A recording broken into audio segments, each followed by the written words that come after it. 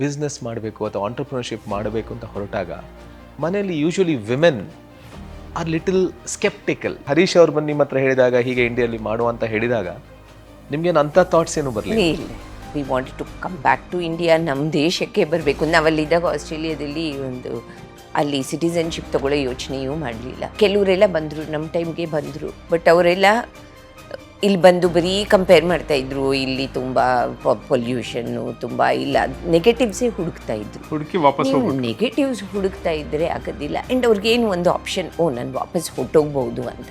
ನಾವು ಹಂಗೆ ಬರಲಿಲ್ಲ, ಗಂಟು ಮೂಟೆ ಓದ್ಕೊಂಡು ಬಂದ್ಬಿಟ್ವಿ.